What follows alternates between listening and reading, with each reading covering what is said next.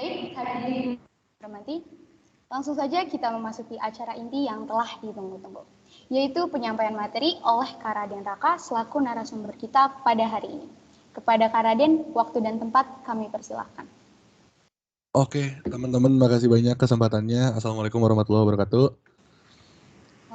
Teman-teman semuanya, makasih banyak. Sebenarnya suaranya jelas gak? Kalau nggak jelas, aku setting lagi. Jelas ya kira-kira? Terdengar jelas, Kak. Oke, siap, jelas. Oke, teman-teman, berapa 84 orang yang ada di sini. Mungkin kita nggak jauh beda ya umurnya dan lain-lain. Tadi udah diperkenalkan juga. Raka izin screen sharing dulu sebentar. Jadi teman-teman semuanya yang ada di webinar kali ini gitu ya. Raka di sini apa ya ibaratnya jangan serius-serius banget ya karena aku juga pernah di umuran kalian, aku juga pernah di bangku SMA dan lain-lain gitu ya, ketika mengikuti acara-acara kayak gitu bawaannya wah ngantuk banget, males, berat banget dan lain-lain. Nah, itu yang bakal aku evaluasi waktu aku dulu jadi peserta waktu di sekolahan. Karena suka kesel gitu nih pembicara ngomongnya sendiri, nggak pernah ngobrol sama orang apa yang penontonnya dan lain-lain. Jadi enjoy aja sekarang mah, anggap aja kalian lagi dengerin alumni kalian atau kakak kelas kalian yang lagi cerita tentang hal-hal yang mereka udah lewatin gitu ya. Teman-teman, sebelumnya sebelum kita jauh lebih lanjut, aku terima kasih juga ke teman-teman panitia yang udah percayain ke aku ya buat ngundang, buat cerita gitu ya, buat cerita tentang apa sih yang harus dilakuin, apa sih yang udah pernah dilakuin dan lain-lain. Makasih banyak sekali lagi udah nggak percayain ke aku. Nah, lanjut kemana-mana, sebelumnya aku perkenalkan dulu, nama aku Raden Raka Brukama Syafaat ya. Lahir di Bandung, sekarang tinggal di Cimahi, tanggal 6 Maret 2003, berarti sekarang 19 tahun. Jadi nggak jauh beda lah sama teman-teman ya, kira-kira bukan yang kayak wah udah lulus dan lain-lain, tapi masih umuran 2003 gitu ya. Kuliah di Bina Nusantara University di BINUS, jurusan bisnis. Alhamdulillah dapat beasiswa 100% juga. Aku cerita tentang beasiswa ini apa supaya teman-teman punya harapan juga ya, karena banyak teman-teman aku yang kayak takut buat apa ya, takut buat nyoba hal baru, takut buat nyoba ABCD karena wah takut kuliahnya mahal dan lain-lain. Padahal kalau kitanya emang punya kelebihan atau nilai plus gitu ya, itu beasiswa bakal ngejar banget gitu. Jadi teman-teman sebelum telat kemana-mana, kan tadi mungkin tadi sudah disampaikan ya, kalau misalnya ada tadi mau kuliah atau mau kerja atau mau usaha dan lain-lain, itu punya porsinya masing-masing. Makanya kalau bisa teman-teman kenalin dulu diri teman-teman sekarang ya, uh, kenalin dulu pengennya kemana gitu ya dan lain-lain, baru tentuin supaya bisa mempersiapkannya dari sekarang nggak telat gitu. Jadi aku dapat beasiswa 100% gara-gara udah punya bisnis. Jadi nanti aku cerita tentang bisnis aku. Uh, Lebih ke apa ya, karena dosennya ngomong kalau kamu masuk BINUS saya bakal banyak kolaborasi sama kamu. Akhirnya dapat beasiswa itu dan sekarang alhamdulillah udah jalan ke semester 2 gitu. Nah, aku sendiri founder dari Desa Plus ya. Nanti Desa Plus juga aku jelasin Desa Plus itu apa sih dan lain-lain gitu. Cuman teman-teman yang di sini kita kenalan aja, kita connect dan lain-lain. Kalau teman-teman udah ada yang punya bisnis, langsung komen aja bisnis teman-teman tuh apa sih, di bidang apa gitu ya, di komen aja IG-nya supaya kita bisa bangkit bareng-bareng juga. Nah, di sini aku bakal banyak cerita juga teman-teman, karena salah satu misi aku atau goals aku tuh di webinar ini tuh bisa apa ya, nge-trigger teman-teman atau menyadarkan teman-teman kalau ada point of view baru atau ada point of view di mana wirausaha tuh nggak seperti yang kalian bayangkan loh gitu. Kayak wah susah banget ya buat ini dan lain-lain, karena sebenarnya kaliannya aja bingung startnya mau mulai dari mana biasanya gitu, bukan wirausahanya yang ribet gitu. Nah, perjalanan bisnis aku tuh waktu itu pertama start dari kelas 3 SD. Di kelas 3 SD tuh aku tuh setiap pulang ke rumah tuh di depan rumah tuh ada kayak baju muslim gitu banyak ya, nggak laku gitu ya. Tiap pulang sekolah kok ini stoknya ada terus, tiap pulang sekolah kok nggak laku-laku ya dan lain-lain gitu ya. Nah, dari situ aku mikir kayak wah gimana ya cara jualinnya gitu. Nah, itu tuh insting-insting kayak gitu tuh simple thing gitu, simple banget karena setiap pulang sekolah kesel kenapa nggak habis-habis nih stoknya dan lain-lain. Akhirnya besoknya tuh aku bawa ke sekolah gitu. Jadi aku bawa ke sekolah satu kresek gede gitu ya, nggak tahu itu harganya berapa dan lain-lain. Terus ketika sudah pulang ke sekolah malu lah gitu ya, anak cowok badan gede gitu ya, jualan baju muslim ibu-ibu gitu. Jadi gengsi lah ibaratnya gitu ya. Nah habis dari situ tuh lari ke kelas tuh karena malu ditanya-tanya kan ini apa gitu. Akhirnya lari di kelas taruh di pojok. Terus teman-teman tuh pada ngeceng-cengin kayak itu apa gitu ya. Siapa punya siapa. Tapi aku jawab ya gengsi lah gitu malu gitu. Jadi aku nggak ngejawab sama sekali gitu. Nah dari situ tuh aku tuh mikir ini jualinnya ke siapa ya gitu. Karena kalau jualin ke murid mereka nggak punya duit gede karena itu rata-rata bajunya tuh 200 sampai 300 ribu gitu. Mau jualan ke murid itu nggak punya uang dan misalnya orang tuanya mau beli harus besok lagi gitu. Nah, berarti salah satu customer segmennya siapa? Ya ibu guru gitu. Ibu guru yang mungkin punya uang dari gaji dan lain-lain.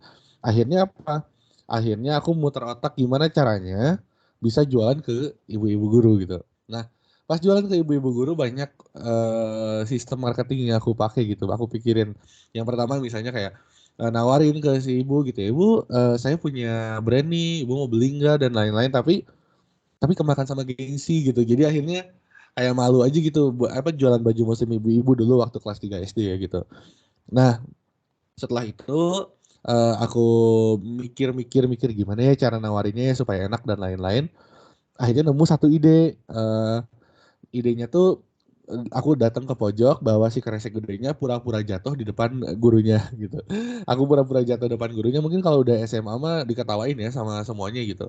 Jadi kalau waktu SD kan ditolongin gitu ya. Raka kenapa gitu.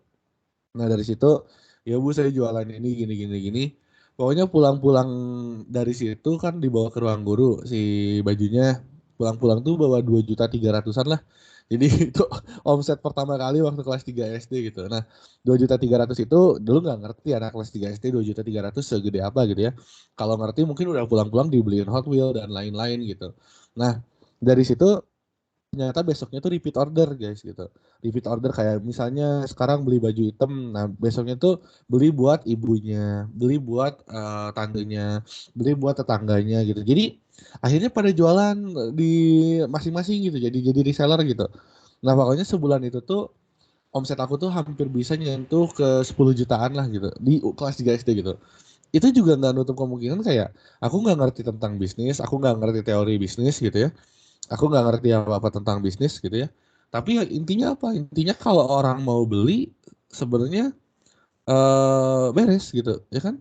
Nah, jadi gini sebenarnya teman-teman kalau di bisnis ya, mungkin kalau teman-teman ikut webinar-webinar lain atau seminar-seminar lain tuh kayak wah kalian harus kuat, harus tekad, harus semangat dan lain-lain.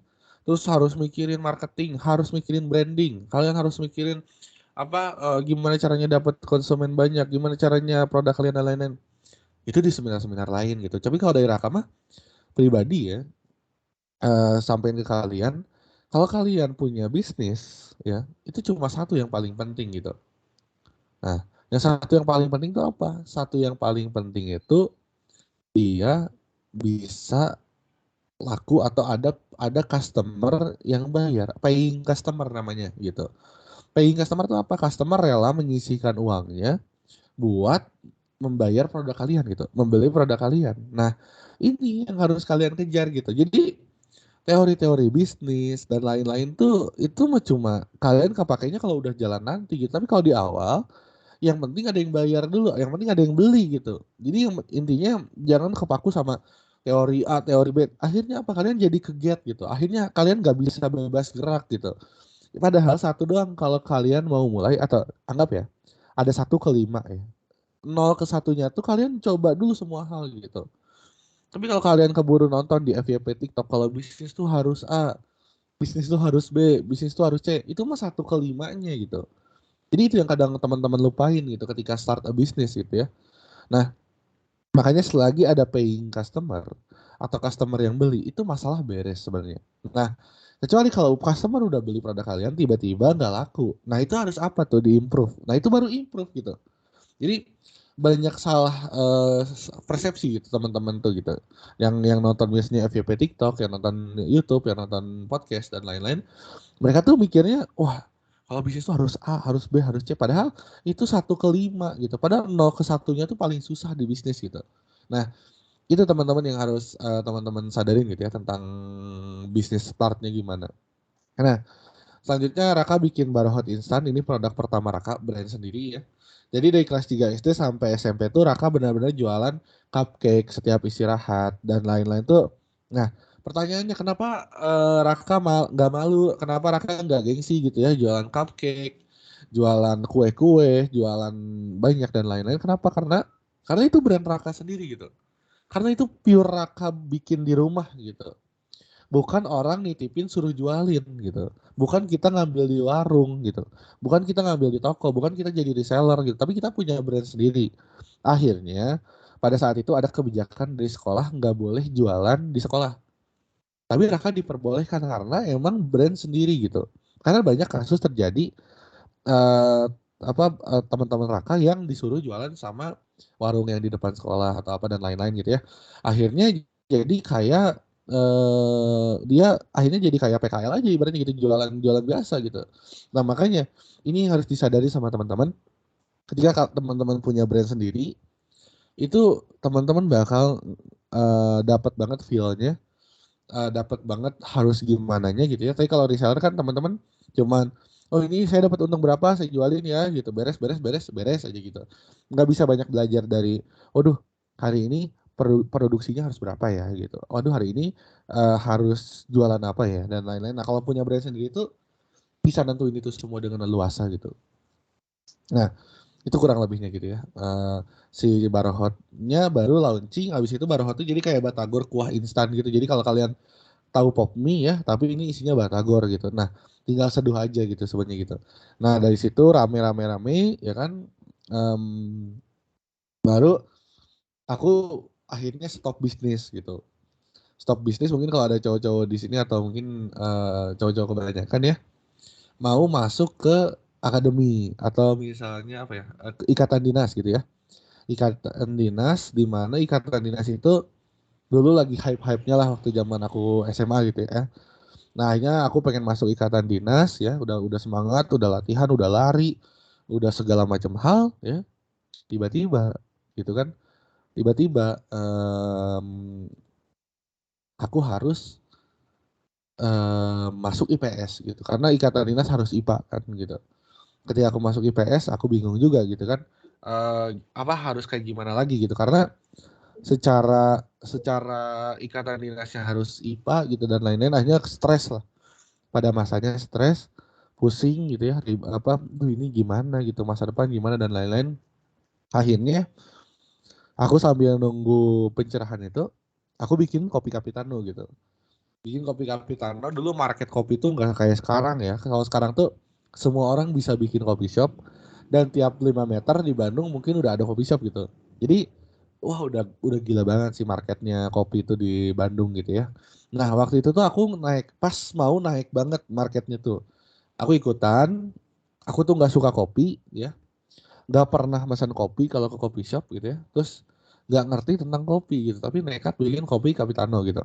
Akhirnya waktu itu ini ceritanya sedikit panjang sih, jadi dengerin aja teman-teman ya. Waktu itu tuh tapi semoga dapat banyak pelajaran juga ketika teman-teman nanti start up bisnis gitu ya, apa yang harus dilakuin tahuan gitu. Nah, waktu aku start kopi Capitano itu di 20 menu gitu. Waktu bulan pertama itu omset aku tuh bisa 12 juta. Bayangin, bulan pertama 12 juta omsetnya, tapi keuntungannya berapa? 11.000 doang gitu. Kenapa? Karena nggak ada pencatatan, karena nggak jelas belanjanya apa aja, menunya banyak banget. Akhirnya apa? Akhirnya kita nggak tahu pencatatan kita amburadul dan lain-lain, belanja segala asal belanja, duit yang kepake dan lain-lain. Jadi 12 juta itu sia-sia gitu. Padahal itu kan pakai tenaga bikin gitu ya. Nah, kopi Capitano akhirnya itu laku banget gitu ya. Akhirnya aku evaluasi lagi gimana supaya omsetnya bisa terbang gitu. Maybe ya dapat profit 5 juta 6 juta gitu ya. Nah, ketika itu Nah ini teman-teman yang harus teman-teman sadarin juga ketika start a bisnis gitu ya. Nanti ketika aku mudah-mudahan semua masing-masing di sini bisa punya satu bisnis ya. Dia pernah nyobain lah minimal di hidupnya pernah nyobain satu bisnis gitu. Nah eh, pas udah itu aku evaluasi supaya bisa terbang gitu ya. Menu sisa 3 gitu ya. Aku sisihin sisa 3 menu. Terus barang-barang aku fullin dan lain-lain. Dan prediksi aku bakal terbang banget ketika itu tiba-tiba waktu mau terbang pandemi COVID datang. Jadi aku bukanya sebulan sebelum pandemi waktu itu, sebelum kalian libur 2 minggu mungkin ya. Nah, pandemi datang, akhirnya nggak bisa jualan, nggak bisa belanja ya teman-teman ya. Akhirnya apa? Aku tutup 1 bulan itu tutup karena lockdown waktu itu ya. Nah, dari situ apa?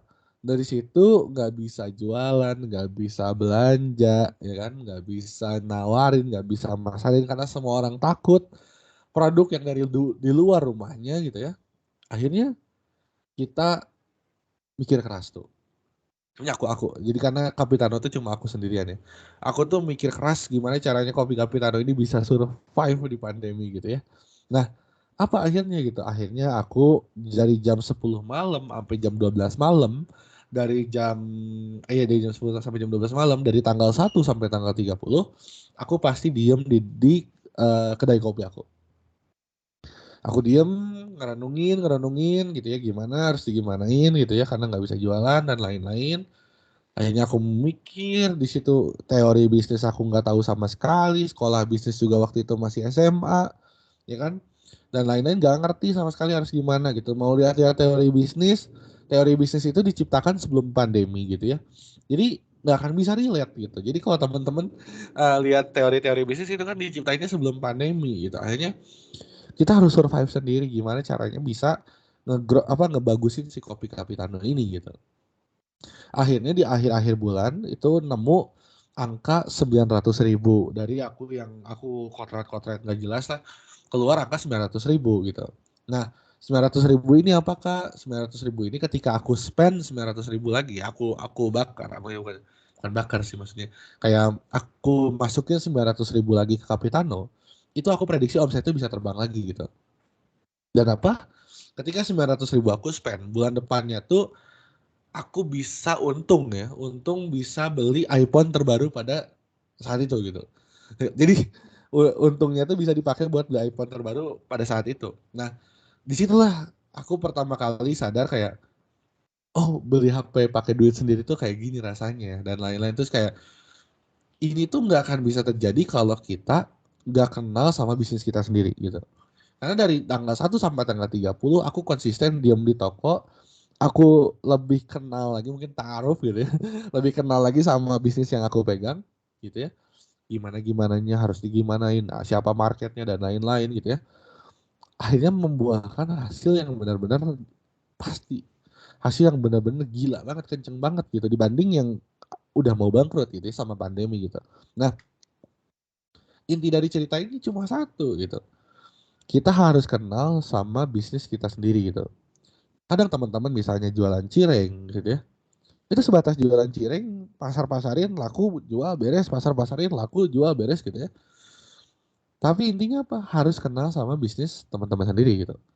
Teman-teman ngenalin dengan cara ya ini tuh apa, HPP-nya berapa, belanjanya di mana aja, terus apa modalnya berapa, terus nanti dijualnya berapa, mau dapat profit berapa dan lain-lain. Itu yang harusnya teman-teman pikirin gitu. Dibanding cara ngejualinnya. Nah itulah intinya kenapa harus kenal sama bisnis kita sendiri. Nah Kapitano berlanjut, kita punya cabang di Bandung, kita punya cabang di Cimahi, udah ada yang nawarin franchise di Bali dan lain-lain gitu ya, di Padang, di Purwakarta.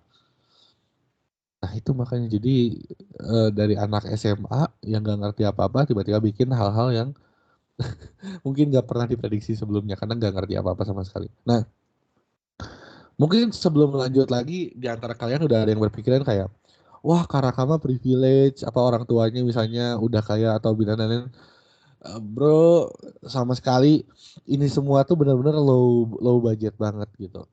Kelas 3 SD aku benar-benar bayarnya ketika guru-guru udah pada bayar gitu ya. Jadi aku nggak modal sama sekali. Di situ aku punya untung, aku beliin cupcake, aku bikinin ini, aku bikinin ini, ya kalian bisa lihat sendiri lah di foto gitu. Kalau dulu aku udah kenal banget sama uang gitu, udah. Oh ini tuh 20.000, ini tuh 10.000, ini tuh 50.000 gitu ya.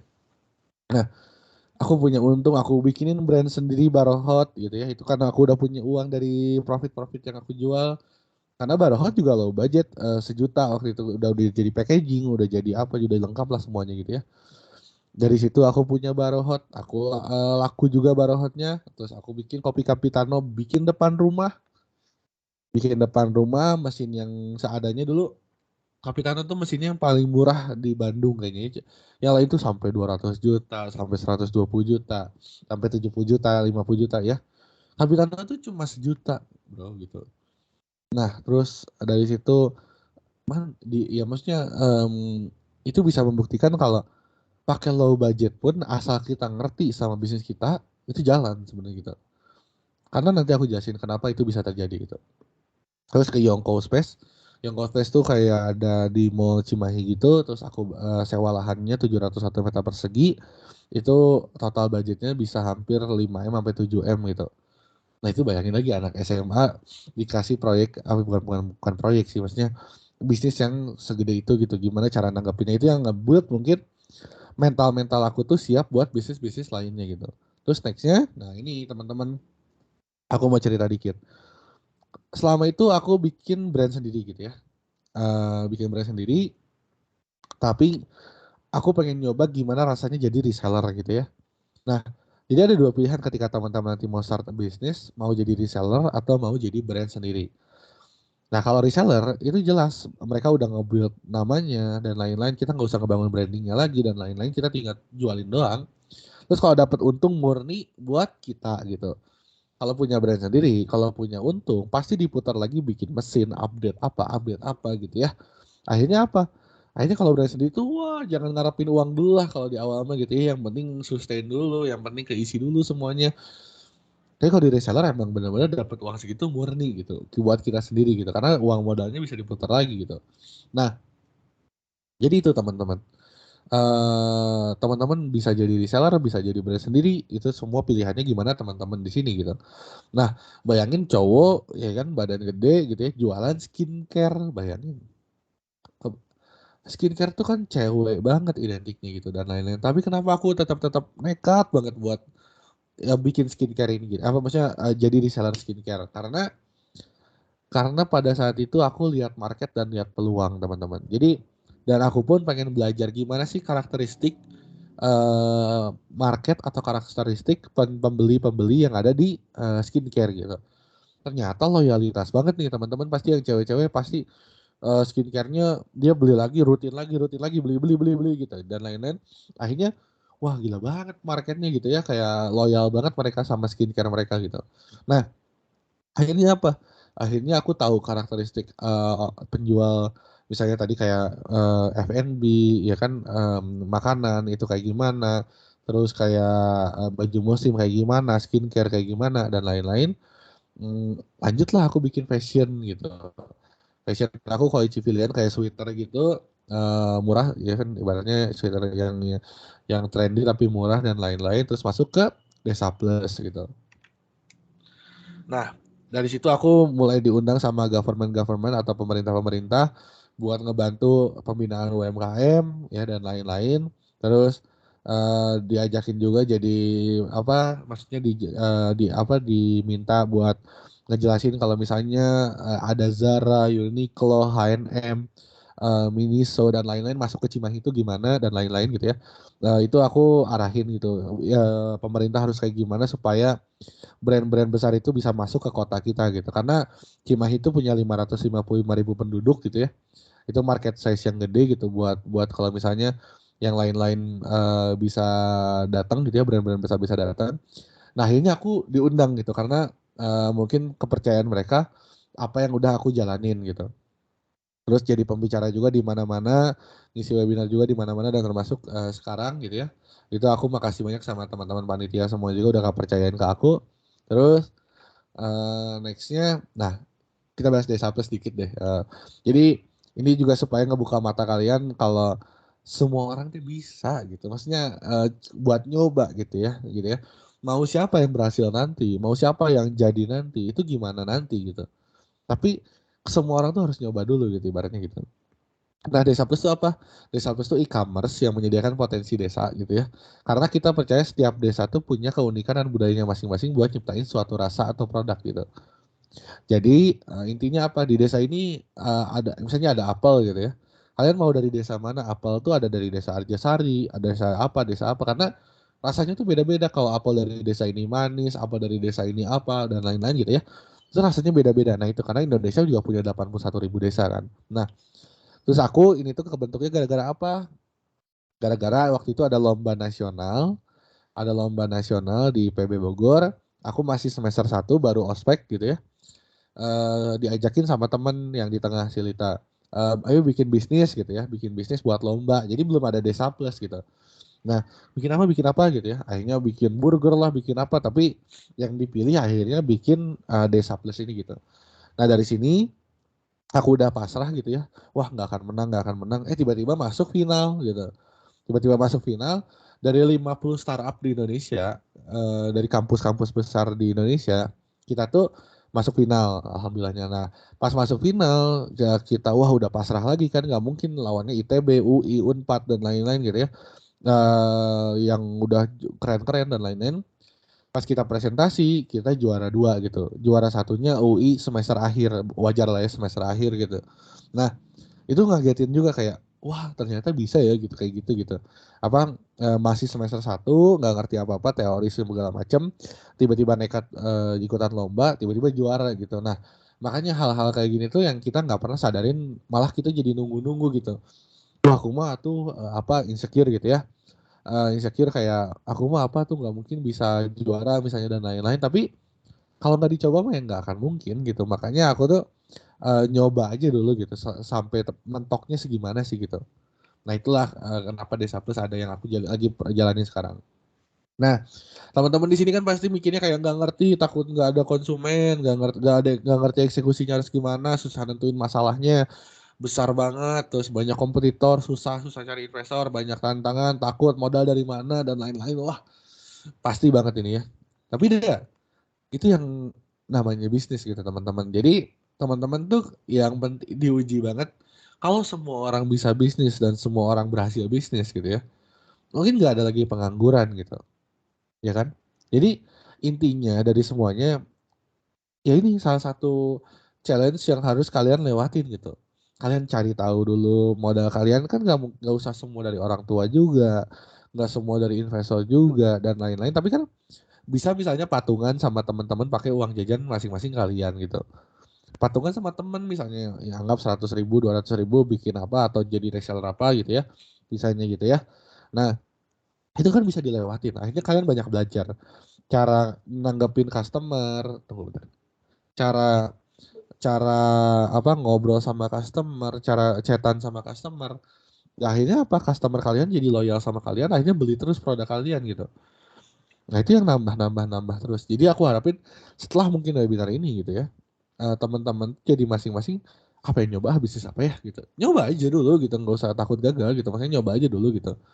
Nah, oh nyoba ini, wah gagal, ya udah gitu. Maksudnya, yang penting udah selama hidup kalian tuh nyoba sekali lah minimal gitu. Nah, karena apa gitu ya? Karena aku yakin setiap individu dari manusia itu memiliki market gitu teman-teman. Jadi teman-teman di sini masing-masing itu punya market gitu. Minimal tetangga kalian, keluarga kalian, follower IG kalian gitu ya. Itu tuh market loh gitu. Bayangin aja kalian tuh punya sebenarnya market gitu. Cuman insecure aja kayak aku nggak mungkin aku mau jualin ke siapa Kak gitu ya. Kalian punya keluarga besar, kalian punya om tante, kalian punya tetangga, kalian punya teman-temannya ibu bapak kalian ya kan. Itu market yang terkecil gitu. Nah, akhirnya apa? Kalian bisa mulai muter gitu. Oh, laku, oh, laku, oh, laku. Baru mulai ke gede-gede gitu. Kenapa? Karena dampaknya nanti ada domino efek. Nanti aku jelasin domino efek ya. Nah, ini dia domino efek. Dimana mungkin dari Instagram kalian lanjut ke teman kalian lihat juga teman-temannya teman kalian beli, diomongin di market, akhirnya orang-orang di luar sana yang stranger atau orang-orang yang nggak dikenal itu beli produk kalian, itu karena domino efek gitu. Sekarang kalau kalian mengharapkan stranger atau orang luar langsung beli gitu ya, itu bakal capek sendiri kalian, akhirnya jadi nggak mau bisnis gitu. Nah, itulah yang kemungkinan terjadi gitu. Makanya hanya mulai dulu aja dari keluarga kecil, keluarga besar, teman-teman kalian, tetangga kalian gitu. Itu hanya jadi berdampak buat bisnis kalian gitu. Nah, yang selanjutnya ketika kalian mau start a bisnis itu tentuin dua gitu. Kalian mau problem solving gitu ya, menyelesaikan masalah, atau mau unique selling atau ada keunikan di antara brand-brand kompetitor gitu. Anggap problem solving itu apa sih Kak gitu. Kak, aku kalau misalnya anggap tadi ya kalau beli sayur kalau di Desa Plus beli sayur bisa langsung di aplikasi langsung dianterin ke depan rumah gitu nggak usah ke pasar lagi. Terus kalau misalnya Kak aku mau bikin aplikasi kuli.id misalnya. Jadi kalau aku mau ngebenerin rumah tinggal mencet. Kalau aku mau benerin kamar mandi tinggal mencet gitu. Terus Kak aku punya masalah nih kalau yang cowok-cowok misalnya ya, mau pesan lapang futsal tapi harus ke sana. Kalau telepon suka nggak diangkat, tinggal lihat aplikasi itu futsal.id misalnya gitu, anggapnya gitulah ya. Problem solving menyelesaikan masalah-masalah di masyarakat gitu. Misalnya, Kak aku beli kopi gitu ya. Tapi lama banget Kak gitu. Nah kalian bikin kopi di mana satu menit jadi gitu. Instan kopi gimana caranya 1 menit bisa jadi gitu. Tapi rasanya nggak kayak kopi ABC dan lain-lain, tapi kayak Starbucks gitu. Nah itu yang jadi problem solving gitu. Nah terus lanjut ke unique selling. Unique selling itu misalnya ada kreativitas ya kan. Ada kemasannya dibagusin, terus kayak apa punya keunikan kayak ini tuh tempe tapi pas dimakan rasanya kayak tahu misalnya. Ibaratnya kayak gitu gitu ya. Jadi hal-hal kayak gitu yang punya keunikan gitu. Yang jadi dua ini tuh menyangkut marketnya masing-masing gitu. Nah, terus tanya ke diri kalian sendiri motivasi diri kalian tuh apa gitu. Nanti aku pengen setelah aku ngejelasin ini semua, yang aku harapin masing-masing dari kalian individu yang ada di sini, setiap satu orang punya satu pertanyaan supaya aku pengen ngobrol aja sama kalian, kalian kebingungannya apa gitu kan, kalian kalian kalian masih stres karena apa dan lain kita ngobrol aja gitu, kalian curhat aja ke aku gitu. Nah, motivasi kalian apa gitu? Yang pertama ikut-ikutan, ya kan? Itu nggak salah gitu. Itu nggak salah, kalian ikut-ikutan nggak salah sama sekali. Yang penting kalian nyoba gitu kan. Terus ekonomi gitu ya, ekonomi kalian kurang dan lain-lain gitu misalnya. Ibaratnya jadi akhirnya mau nambah penghasilan gitu. Terus nyari nama, misalnya nyari nama juga penting gitu. Kalian akhirnya jadi branding, akhirnya rame gitu ya di TikTok di mana dan lain-lain karena pengusaha dan lain-lain atau berguna untuk masyarakat gitu. Jadi motivasi kalian tuh beda-beda pasti setiap orang individu. Kalian bisa start a bisnis gitu ya, itu motivasinya banyak banget gitu. Kalian cari tahu kalian sendiri motivasi kalian tuh apa. Cuman kebanyakan yang start a bisnis itu motivasinya kayak gini gitu. Nextnya, nah ini, kenapa harus anak muda Kak gitu? Kenapa harus kita sih Kak gitu? Kita teh mau fokus misalnya gitu ya dan lain-lain. Ya kan harusnya nyoba gitu minimal 1 kali seumur hidup. Kenapa Kak? Karena kalian masih muda gitu. Yang pertama, belum ada tanggungan, kalian belum punya anak, belum punya istri, belum punya suami gitu ya. Kalau yang cowok-cowok belum belum harus nafkahin istrinya gitu ya. Jadi uang kalian mau dipakai apa sih gitu? Ya kan ibaratnya gitu ya. Jadi mumpung masih muda, kalian bisa mencoba semua hal gitu ya. Coba aja semuanya gitu. Kayak aku di skincare nyobain, di fashion nyobain, di makanan nyobain, di yang lebih gede lagi nyobain dan lain-lain. Akhirnya aku tahu semua karakteristik market di sana. Karakteristik pembeli di sana tuh kayak gimana sih dan lain-lain. Itu yang nambah knowledge aku ketika ngobrol sama investor, ngobrol sama orang gitu ya. Itu bisa bisa bisa bisa nyambung gitu. Terus masih ada atap rumah yang bisa dipakai tidur gitu. Ibaratnya kan kalian belum punya rumah sendiri juga kan gitu. Jadi kalian kalau gagal pun, kalau bangkrut pun, kalian masih ada rumah yang bisa dipakai tidur gitu. Kalian nggak mungkin kalau bangkrut tiba-tiba tidur di pinggir jalan atau di bawah kolong jembatan, nggak mungkin karena kalian punya rumah misalnya bisa dipakai tidur gitu ibaratnya gitu ya. Nah jadi jangan takut untuk bangkrut gitu sebenarnya gitu.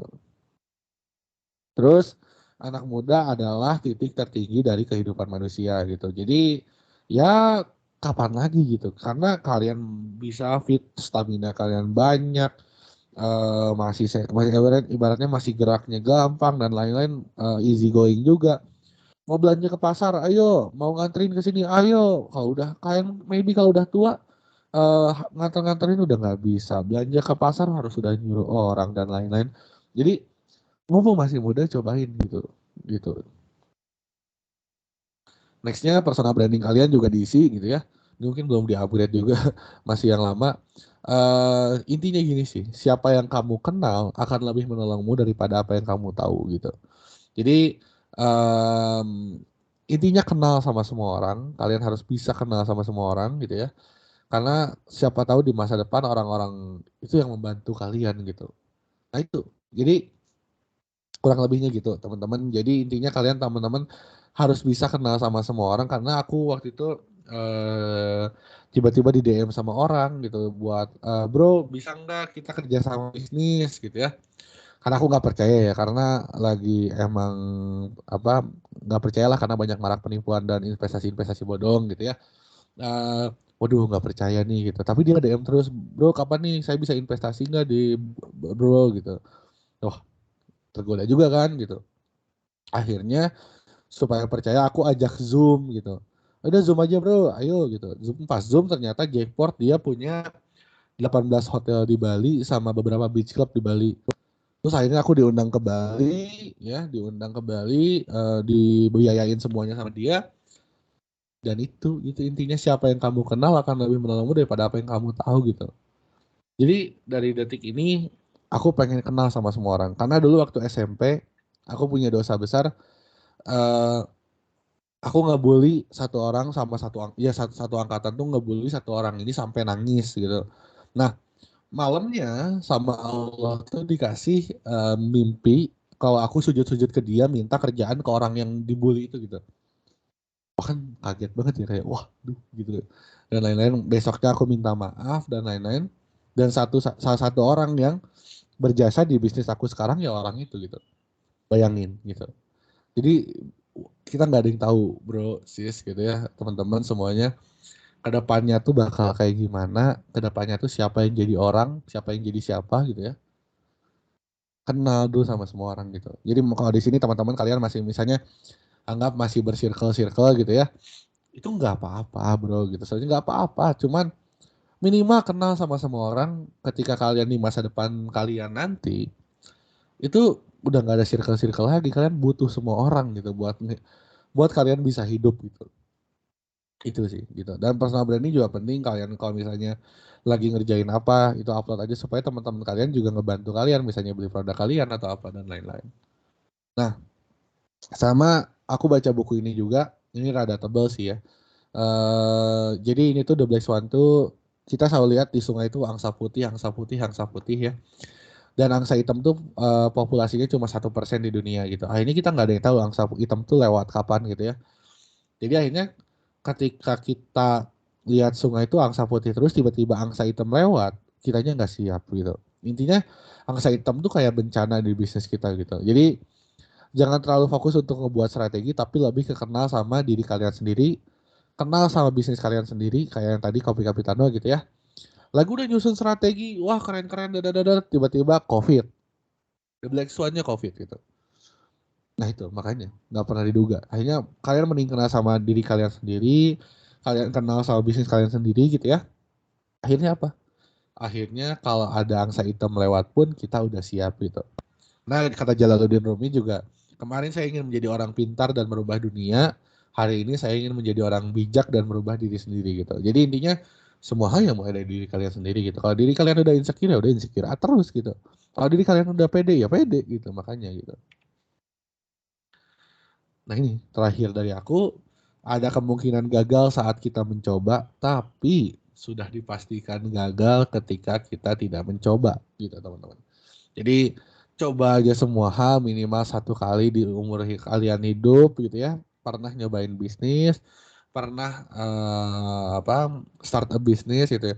Kak, gimana sih Kak caranya misalnya kalau mau jadi reseller, kalian cari aja semua di Instagram yang punya bisnis dan lain-lain yang kelihatannya laku atau di FYP TikTok. Kalian DM akunnya Kak kalau mau jadi reseller kayak gimana. Kalian list, pelajarin, jadi reseller gitu. Nah kayak gitu. Oke guys, simple thingnya gitu. Jadi paling dari Raka segitu aja teman-teman. Makasih banyak kesempatannya. Nah, kita ngobrol-ngobrol aja lagi. Oke, thank you. Wah, Masya Allah. Terima kasih Kak Raden telah menyampaikan materi yang sangat luar biasa. Baiklah, selanjutnya adalah sesi tanya jawab. Untuk teknisnya, semua pertanyaan akan dikumpulkan terlebih dahulu, kemudian setelah itu Kak Raden dipersilahkan untuk bantu menjawabnya ya Kak. Kepada hadirin dipersilahkan mengajukan pertanyaan dengan menyebut nama dan kelas, instansi, atau domisili dengan menggunakan fitur raise hand. Baik, dipersilahkan untuk Kak Rudi. Oke, terima kasih Kak Naila. Sebelumnya buat Kak Raden, saya mau bertanya sesuatu nih, beberapa hal. Siap. Tapi mohon maaf juga kalau saya nggak nyalain kamera ya Kak. Siap, santai, enjoy aja, enjoy. Siap. Nah, yang pertama tuh gimana sih cara kita baca market untuk jangka panjangnya, gimana sih biar market itu stabil kita bacanya. Terus bagaimana juga gitu Kak untuk kenal lebih jauh untuk lebih kenal diri kita sendiri dan market kita tuh seperti apa gitu Kak. Mungkin pertanyaan dari saya seperti itu Kak. Terima kasih Kak. Oke, siap, thank you. Bro. Ini langsung dijawab atau gimana? Tunggu sebentar ya Kak. Oh, oke, siap. Baik, apakah ada yang ingin bertanya lagi? Oh iya, ngasih tahu juga teman-teman di sini kalau ada yang punya Instagram ya, bisa tag ke aku ke @radenraka. Nanti kalau aku bakal milih-milih buat dikirimin produk Barohot. Jadi kalian komen aja apa yang kalian dapetin gitu ya di Instastory, nanti tag ke aku, nanti aku kirimin Barohot ke kalian, oke? Baik, teman-teman, apakah ada yang ingin ditanyakan lagi? Kalau yang masih malu-malu mah chat aja. Misalnya malu buat on cam atau buat ngobrol, hanya aja kalau mau curhat didengerin nanti. Kalau santai. Baik, sambil menunggu pertanyaan yang akan datang, Kak Raden dipersilakan untuk menjawab pertanyaan Kak Rudi. Oke, siap. Aku izin jawab juga teman-teman. Pertanyaannya keren banget. Tadi Bro Rudi, thank you banget. Sebenarnya pertanyaan tadi keren banget ya. Aku izin jawab juga. Jadi cara baca market tuh gimana sih dan lain-lain. Dan itu aku mau bahas hal-hal gini tapi cuman takutnya teman-teman jadi malah takut, malah jadi apatis atau jadi skeptis gitu ya sama bisnis. Tapi cara baca market yang aku pelajari sebenarnya gini sih. Teman-teman sebelum ke baca market itu tentuin dulu tadi mau ke problem solving kah atau mau ke unique selling kah atau tadi misalnya mau reseller kah atau brand sendiri gitu. Kalau reseller misalnya contoh maybe satu ya kayak misalnya Scarlett gitu. Itu teman-teman kalian pada pakai Scarlett nggak sih gitu? Kalau teman kalian pada pakai Scarlett itu kan marketnya berarti besar gitu ya. Ya udah kalian jual Scarlett aja gitu. Karena teman-teman kalian, karena market yang paling dekat sama kalian itu pada pakai produk itu gitu. Jadi akhirnya lihat dulu teman-teman kalian atau di sekitar kalian itu kebanyakan pakai apa. Itu kalau mau ngikutin arus pasar ya gitu ya. Karena paling gampang ngikutin arus pasar kan. Tapi kalau mau ribet gitu ya, kalian ciptain market sendiri atau emang ibaratnya kalian ibaratnya gini. Wah, di tempat saya tuh belum ada kroffel, tapi di Surabaya sama di Bandung tuh udah ramai banget kroffel gitu ya. Ya udah, kalian jualan kroffel gitu misalnya gitu. Jadi ibaratnya lihat dulu market research kayak kalian lihat dulu misalnya teman-teman kalian tuh kedepannya bakal rame apa sih gitu ya.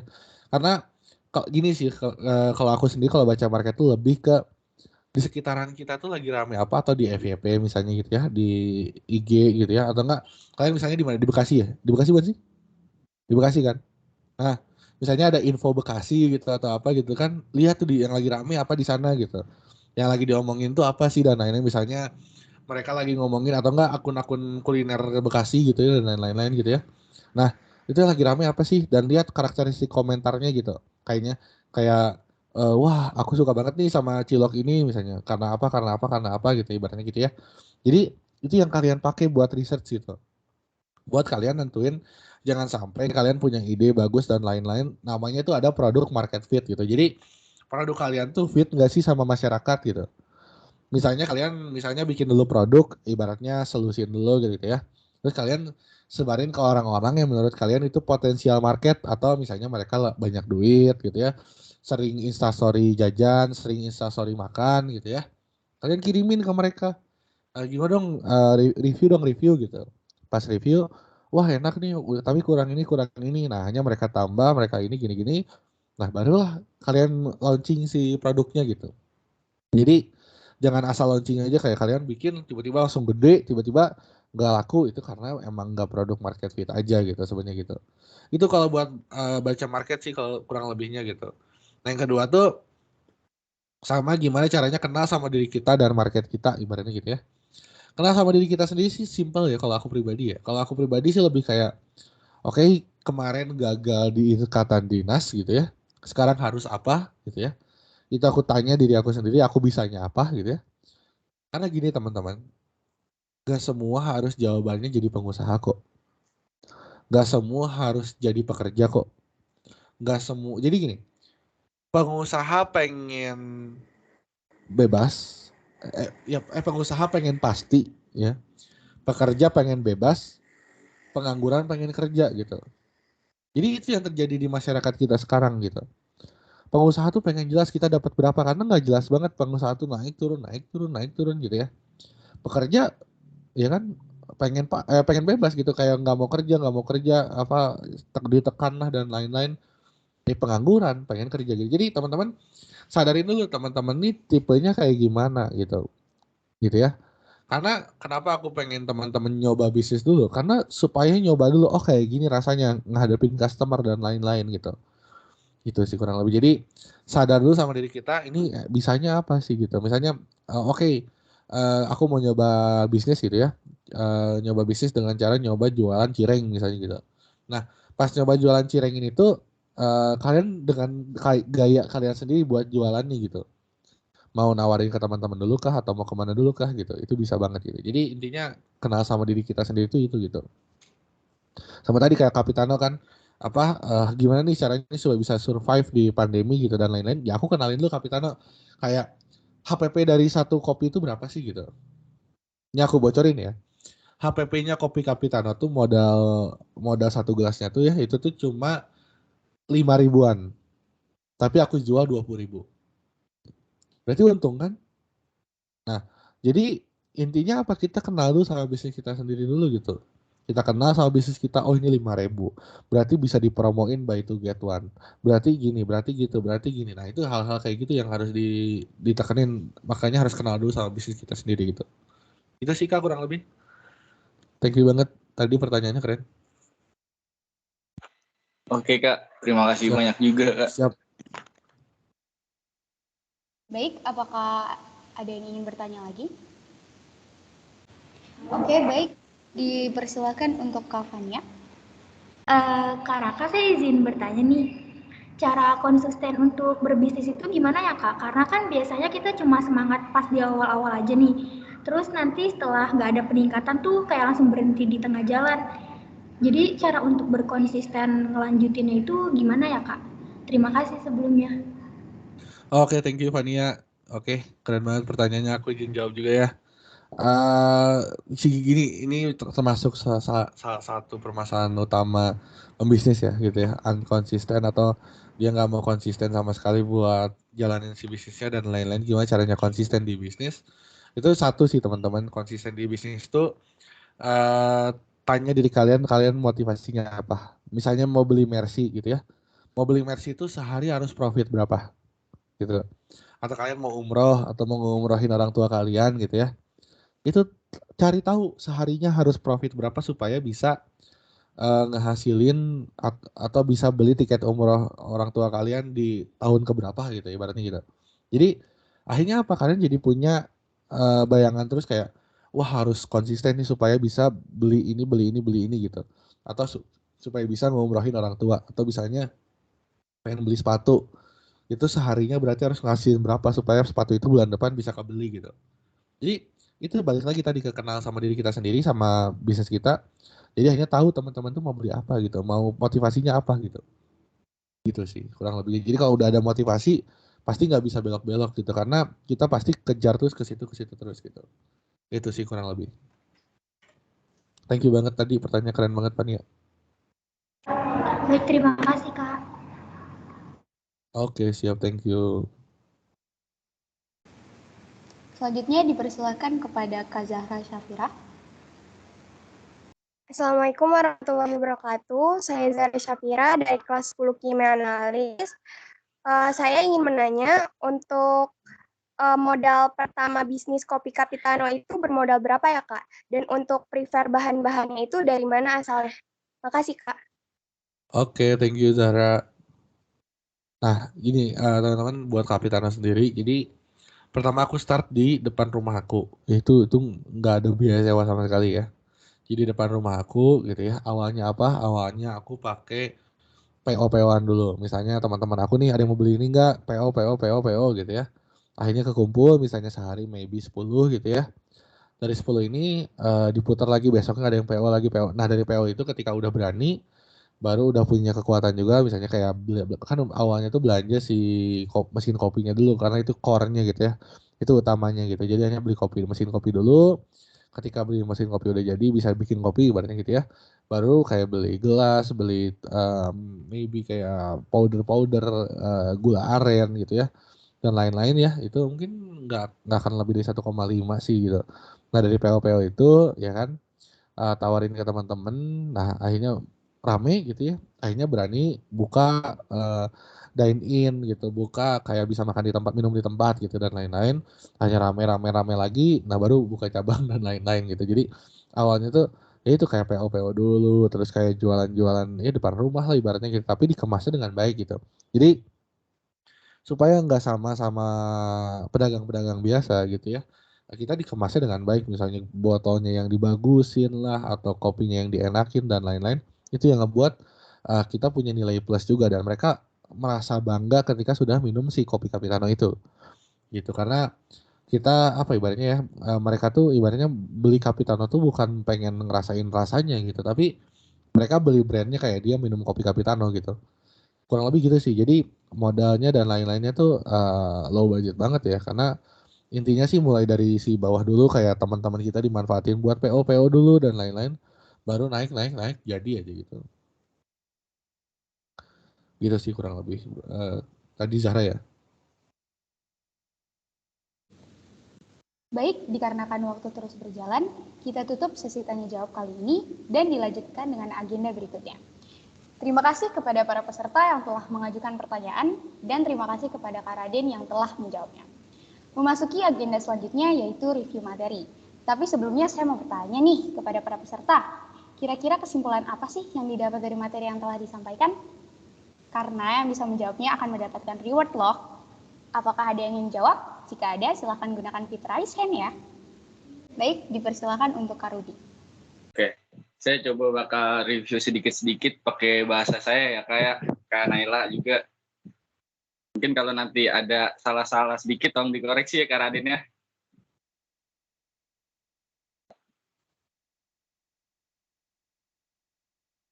Oke, yang pertama kita mulai dari awal banget nih. Di sini Kak Raden bilang bahwa goals-nya Kak Raden itu untuk webinar kali ini untuk men-trigger teman-teman bahwa wirausaha itu tidak seribet yang kita bayangkan loh gitu. Lalu Kak Raden men-share cerita-ceritanya dimulai dari kelas 3 SD. Kak Raden berjualan baju ibu muslim di sekolahnya gitu ya kan, dengan beberapa strategi dagang yang agak unik sih ya, mulai dari jatuh di depan guru gitu, lalu ditolongin akhirnya dapat profit yang sangat besar gitu untuk derajat anak SD. Terus di SMA pun Kak Raden mulai buka beberapa bisnis, yaitu Barhot dan kopi apa tadi itu? Lupa saya namanya. Kopi Kapitano. Iya, kopi Kapitano dari situ. Terus Kak Raden juga sempat share mengenai Desa Plus, yaitu e-commerce yang menyediakan potensi desa. Karena Kak Raden bilang setiap desa itu punya potensi budaya dan keunikan rasa yang berbeda-beda, kata Kak Raden.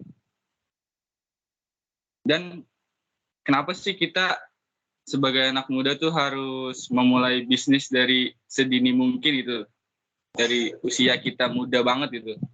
Karena satu, kita tuh masih belum ada tanggungan, dan di saat kita belum ada tanggungan kita bisa mencoba semua hal, dan kita juga masih ada atap rumah yang pasti bisa kita tidurin, dan kita berada di titik tertinggi dari kehidupan manusia. Kalau kata Paja itu syabab, Kak.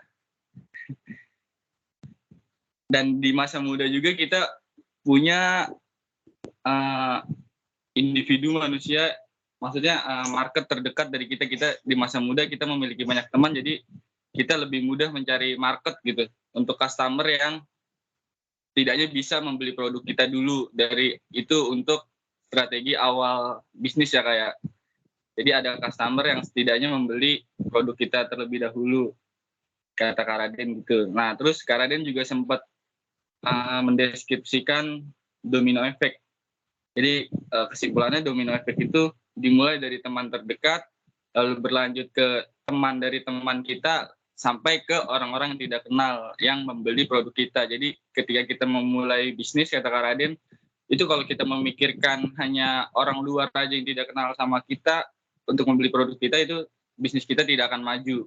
Seperti itu. Jadi kita harus memulai dari market terdekat kita dulu, yaitu teman-teman kita. Nah, terus yang terakhir kata Kak Raden tuh, kita dalam berbisnis, kita ada kemungkinan gagal saat mencoba. Tapi kita sudah dipastikan gagal jika tidak mencoba. Seperti itu. Apa betul Kak Raden? Coba dikoreksi dulu. Mantap, Brody. Siap. Kirimin itu aja alamat di DM ntar. Iya, bentar Kak Raden. Berarti kita tinggal ke kesimpulan ya Kak Raden ya. Sikat.